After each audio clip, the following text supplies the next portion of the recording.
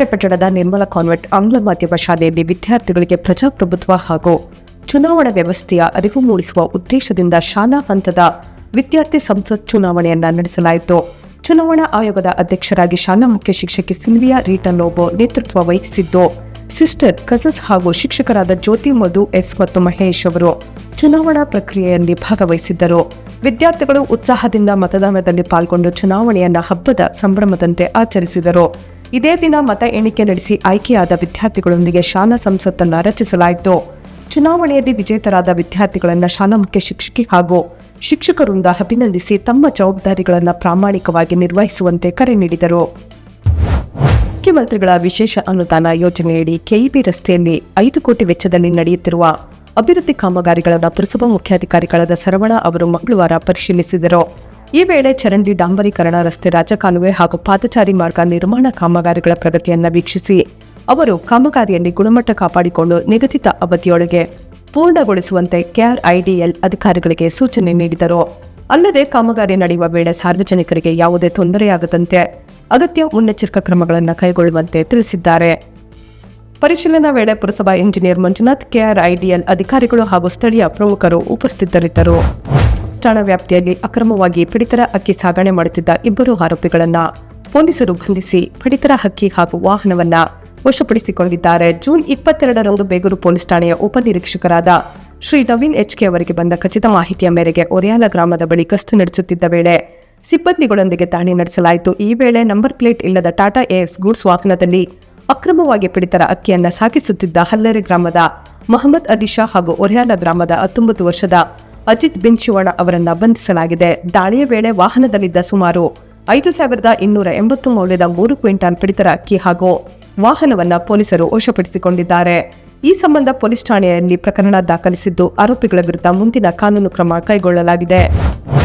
ಎಲ್ಲ ಶುಭ ಸಮಾರಂಭಗಳಿಗೆ ಶುದ್ಧ ಹಾಗೂ ಸುರಕ್ಷಿತ ಬಿಸ್ಲೆರಿ ಕುಡಿಯುವ ನೀರು ರಿಯಾಯಿತಿ ದರದಲ್ಲಿ ಲಭ್ಯ. ಹಿಂದೆ ಸಂಪರ್ಕಿಸಿ. ರಾಷ್ಟ್ರೀಯ ಪಲ್ಸ್ ಪೋಲಿಯೋ ಲಸಿಕಾ ಕಾರ್ಯಕ್ರಮದ ತಾಲೂಕು ಮಟ್ಟದ ಸಮನ್ವಯ ಸಮಿತಿ ಸಭೆಯು ತಹಸೀಲ್ದಾರ್ ತನ್ಮಯ್ ಅವರ ಅಧ್ಯಕ್ಷತೆಯಲ್ಲಿ ತಾಲೂಕು ಕಚೇರಿಯಲ್ಲಿ ನಡೆಯಿತು. ಸಭೆಯಲ್ಲಿ ತಾಲೂಕು ಆರೋಗ್ಯಾಧಿಕಾರಿ ಡಾ ಅಲಿಂ ಪಾಷಾ ಅವರು ಜೂನ್ 28ರಂದು ನಡೆಯಲಿರುವ ಪಲ್ಸ್ ಪೋಲಿಯೋ ಕಾರ್ಯಕ್ರಮದಲ್ಲಿ ತಾಲೂಕಿನ 5 ವರ್ಷದೊಳಗಿನ 11,160 ಮಕ್ಕಳಿಗೆ ಲಸಿಕೆ ನೀಡುವ ಗುರಿ ಹೊಂದಲಾಗಿದೆ ಎಂದರು. ಇದಕ್ಕಾಗಿ ತಾಲೂಕಿನಾದ್ಯಂತ ಲಸಿಕಾ ಬೂತ್ಗಳು, ಸಿಬ್ಬಂದಿ ತಂಡಗಳು ಹಾಗೂ ಮೊಬೈಲ್ ತಂಡಗಳನ್ನು ನಿಯೋಜಿಸಲಾಗಿದ್ದು ಅಗತ್ಯ ಸಿದ್ಧತೆಗಳನ್ನು ಪೂರ್ಣಗೊಳಿಸಲಾಗಿದೆ ಎಂದರು. ತಹಸೀಲ್ದಾರ್ ತನ್ಮಯ್ ಅವರು ಯಾವುದೇ ಮಗು ಲಸಿಕೆಯಿಂದ ವಂಚಿತವಾಗದಂತೆ ಎಲ್ಲಾ ಇಲಾಖೆಗಳು ಆರೋಗ್ಯ ಇಲಾಖೆಯೊಂದಿಗೆ ಸಮನ್ವಯದಿಂದ ಕಾರ್ಯನಿರ್ವಹಿಸಿ ಕಾರ್ಯಕ್ರಮವನ್ನು ಯಶಸ್ವಿಗೊಳಿಸಬೇಕು ಎಂದರು. ಸಭೆಯಲ್ಲಿ ವಿವಿಧ ಇಲಾಖೆಗಳ ಅಧಿಕಾರಿಗಳು ಹಾಗೂ ಸಿಬ್ಬಂದಿ ಉಪಸ್ಥಿತರಿದ್ದರು. ಗುಂಡ್ಲುಪೇಟೆ ತಾಲೂಕಿನ ತೆಕ್ನಾಂಬಿ ಉಪಮಾರುಕಟ್ಟೆ ಪ್ರಾಂಗಣದಲ್ಲಿ 1.56 ಕೋಟಿ ರು ವೆಚ್ಚದ ಸಿಸಿ ರಸ್ತೆ, ಚರಂಡಿ ಮತ್ತು ಡೆಕ್ ಸ್ಲ್ಯಾಬ್ ನಿರ್ಮಾಣ ಕಾಮಗಾರಿಗೆ ಶಾಸಕರಾದ ಎಚ್ಎಂ ಗಣೇಶ್ ಪ್ರಸಾದ್ ರವರು ಗುರುವಾರ ಭೂಮಿ ಪೂಜೆ ನೆರವೇರಿಸಿದರು. ಕಾರ್ಯಕ್ರಮದಲ್ಲಿ ಮಾತನಾಡಿದ ಶಾಸಕರು, ತೆರಕನಾಂಬಿ ಕೃಷಿ ಉತ್ಪನ್ನ ಮಾರುಕಟ್ಟೆಯ ಮುಖ್ಯ ಪ್ರಾಂಗಣದಲ್ಲಿ ರಸ್ತೆ ನಿರ್ಮಾಣ ಹಾಗೂ ಮೂಲ ಸೌಕರ್ಯ ಕಲ್ಪಿಸುವಂತೆ ರೈತರು ಮತ್ತು ವ್ಯಾಪಾರಿಗಳಿಂದ ಬಹುದಿನಗಳಿಂದ ಬೇಡಿಕೆ ಇತ್ತು. ಅದರಂತೆ 1.56 ಕೋಟಿ ರು ವೆಚ್ಚದಲ್ಲಿ ಉತ್ತಮ ಗುಣಮಟ್ಟದ ಸಿಸಿ ರಸ್ತೆ ಹಾಗೂ ಚರಂಡಿ ಕಾಮಗಾರಿಯನ್ನು ಕೈಗೆತ್ತಿಕೊಳ್ಳಲಾಗಿದೆ ಎಂದರು. ಮುಖ್ಯಮಂತ್ರಿಗಳು ಹಾಗೂ ಎಪಿಎಂಸಿ ಸಚಿವ ಶಿವಾನಂದ ಪಾಟೀಲ್ ಅವರ ಅನುದಾನದಲ್ಲಿ ಗುಂಡ್ಲುಪೇಟೆ ಮತ್ತು ತೆರಕನಾಂಬಿ ಮಾರುಕಟ್ಟೆಗಳಲ್ಲಿ ರೈತರು ಹಾಗೂ ವ್ಯಾಪಾರಸ್ಥರಿಗೆ ಅನುಕೂಲವಾಗುವ ಅಗತ್ಯ ಕಾಮಗಾರಿಗಳನ್ನು ಹಂತ ಹಂತವಾಗಿ ಕೈಗೆತ್ತಿಕೊಳ್ಳಲಾಗುವುದು ಎಂದರು. ಕಾರ್ಯಕ್ರಮದಲ್ಲಿ ಚಾಮುಂಡಿ ನಿರ್ದೇಶಕ ನಂಜುಂಡ ಪ್ರಸಾದ್, ಎಪಿಎಂಸಿ ಅಧ್ಯಕ್ಷ ರಂಗುಪುರ ನಾಗರಾಜ್, ಮಾಜಿ ಉಪಾಧ್ಯಕ್ಷ ವೆಂಕಟನಾಯಕ್ ಸೇರಿದಂತೆ ಹಲವು ಮುಖಂಡರು ಭಾಗವಹಿಸಿದ್ದರು.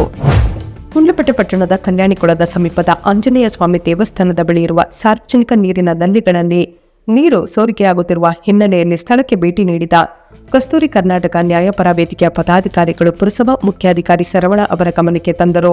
ಈ ಕುರಿತು ಸ್ಪಂದಿಸಿರುವ ಮುಖ್ಯಾಧಿಕಾರಿಗಳು ನೀರಿನ ಸೋರಿಕೆ ತಡೆಗಟ್ಟಲು ನಲ್ಲಿಯನ್ನ ದುರಸ್ತಿಗೊಳಿಸಿ ದನ, ಕರುಗಳು ಹಾಗೂ ಪಕ್ಷಿಗಳಿಗೆ ಅನುಕೂಲವಾಗುವಂತೆ ನೀರಿನ ತೊಟ್ಟಿ ನಿರ್ಮಿಸಲಾಗುವುದು ಎಂದು ಭರವಸೆ ನೀಡಿದ್ದಾರೆ. ಈ ಸಂದರ್ಭದಲ್ಲಿ ಕಸ್ತೂರಿ ಕರ್ನಾಟಕ ನ್ಯಾಯಪರ ವೇದಿಕೆಯ ಜಿಲ್ಲಾ ಯುವ ಘಟಕದ ಅಧ್ಯಕ್ಷ ಹಾಗೂ ತಾಲೂಕು ಉಸ್ತುವಾರಿ ರಂಗಪ್ಪ ನಾಯ್ಕ್, ತಾಲೂಕು ಅಧ್ಯಕ್ಷ ಸ್ವಾಮಿ ನಾಯ್ಕ್ ಹಾಗೂ ಇತರ ಪದಾಧಿಕಾರಿಗಳು ಉಪಸ್ಥಿತರಿದ್ದರು. ಪ್ರಜಾಪಿತ ಬ್ರಹ್ಮಕುಮಾರಿ ಈಶ್ವರಿಯ ವಿಶ್ವವಿದ್ಯಾಲಯ ಹಾಗೂ ಶ್ರೀ ಬಸವೇಶ್ವರ ಭಜನಾ ಸಂಘ ಬಿಟ್ಟದ್ಮಾದಳ್ಳಿ ಇವರ ಸಂಯುಕ್ತಾಶ್ರಯದಲ್ಲಿ ಜೂನ್ 26ರಿಂದ ಜುಲೈ 1ರವರೆಗೆ ಭಗವದ್ಗೀತೆಯ ಸಾರ ಮತ್ತು ಶರಣರ ಶಿವಯೋಗ ಪ್ರವಚನ ಮಾಲೆ ಆಯೋಜಿಸಲಾಗಿದೆ. ಪಟ್ಟಣದ ಹಳೆಯ ಬಸ್ ನಿಲ್ದಾಣದ ಸಮೀಪದ ಬಯಲು ರಂಗಮಂದಿರದಲ್ಲಿ ಪ್ರತಿದಿನ ಸಂಜೆ 6ರಿಂದ 7:30ರವರೆಗೆ ನಡೆಯಲಿರುವ ಈ ಪ್ರವಚನವನ್ನ ರಾಜಯೋಗಿನಿ ಬ್ರಹ್ಮಕುಮಾರಿ ಶಿವಮಣಿ ಅಕ್ಕನವರು ನಡೆಸಿಕೊಡಲಿದ್ದಾರೆ. ಪ್ರವಚನದಲ್ಲಿ ಭಗವದ್ಗೀತೆಯ ಸಾರ, ಮನಃಶಾಂತಿ, ಸ್ವಾನುಭೂತಿ, ಪರಮಾತ್ಮನ ಅನುಭೂತಿ, ಸಾರ್ಥಕ ಬದುಕಿನ ಕಲೆ ಸೇರಿದಂತೆ ವಿವಿಧ ಆಧ್ಯಾತ್ಮಿಕ ವಿಷಯಗಳ ಕುರಿತು ಉಪನ್ಯಾಸ ನೀಡಲಾಗುತ್ತಿದೆ. ಕಾರ್ಯಕ್ರಮಕ್ಕೆ ಪ್ರವೇಶ ಉಚಿತವಾಗಿದ್ದು ಸಾರ್ವಜನಿಕರು ಹೆಚ್ಚಿನ ಸಂಖ್ಯೆಯಲ್ಲಿ ಭಾಗವಹಿಸಿ ಕಾರ್ಯಕ್ರಮದ ಸದುಪಯೋಗ ಪಡೆದುಕೊಳ್ಳುವಂತೆ ಆಯೋಜಕರು ಮನವಿ ಮಾಡಿದ್ದಾರೆ. ಅಕ್ರಮವಾಗಿ ಗಾಂಜಾ ಸಾಗಾಣಿಕೆ ಮಾಡುತ್ತಿದ್ದ ಆರೋಪದಡಿ ಓರ್ವನನ್ನು ಬಂಧಿಸಿರುವ ಗುಡ್ಲುಪೇಟೆ ಪೊಲೀಸರು ಆತನಿಂದ ಸುಮಾರು 100 ಗ್ರಾಂ ಒಣ ಗಾಂಜಾವನ್ನು ವಶಪಡಿಸಿಕೊಂಡಿದ್ದಾರೆ. ಖಚಿತ ಮಾಹಿತಿ ಮೇರೆಗೆ ಪಿಎಸ್ಐ ನರೇಶ್ ಕುಮಾರ್ ಆರ್ ನೇತೃತ್ವದ ತಂಡ ಜಾಕೀರ್ ಹುಸೇನ್ ನಗರದ ಅಂಗನವಾಡಿ ಕೇಂದ್ರದ ಬಳಿ ದಾಳಿ ನಡೆಸಿತು. ಈ ವೇಳೆ ತಮಿಳುನಾಡಿನ ಊಟಿ ಮೂಲದ 19 ವರ್ಷದ ವಿಘ್ನೇಶ್ ಆರ್ ಬಿನ್ ರಾಜನ್ ಎಂಬಾತನನ್ನು ಬಂಧಿಸಿ ಆತನ ಬಳಿ ಇದ್ದ ಸುಮಾರು 5,000 ಮೌಲ್ಯದ 100 ಗ್ರಾಂ ಒಣ ಗಾಂಜಾವನ್ನು ವಶಪಡಿಸಿಕೊಳ್ಳಲಾಗಿದೆ. ದಾಳಿ ವೇಳೆ ಮತ್ತೋರ್ವ ಆರೋಪಿ ಮುಬಾರಕ್ ಪರಾರಿಯಾಗಿದ್ದು ಆತನ ಬಂಧನಕ್ಕೆ ಪೊಲೀಸರು ಶೋಧ ನಡೆಸಿದ್ದಾರೆ. ಈ ಸಂಬಂಧ ಗುಂಡ್ಲುಪೇಟೆ ಪೊಲೀಸ್ ಠಾಣೆಯಲ್ಲಿ ಪ್ರಕರಣ ದಾಖಲಾಗಿದ್ದು ತನಿಖೆ ಮುಂದುವರೆದಿದೆ. ಗುಂಡ್ಲುಪೇಟೆ ಪಟ್ಟಣದ ನಿರ್ಮಲಾ ಕಾನ್ವೆಂಟ್ ಆಂಗ್ಲ ಮಾಧ್ಯಮ ಶಾಲೆಯ ವತಿಯಿಂದ ಸೇವ್ ಲೈಫ್ ಸೇವ್ ಫುಡ್ ಅಭಿಯಾನವನ್ನು ಹಮ್ಮಿಕೊಂಡು ಆಹಾರದ ಮಹತ್ವ ಹಾಗೂ ಆಹಾರ ವ್ಯರ್ಥವಾಗದಂತೆ ಜಾಗೃತಿ ಮೂಡಿಸಲಾಯಿತು.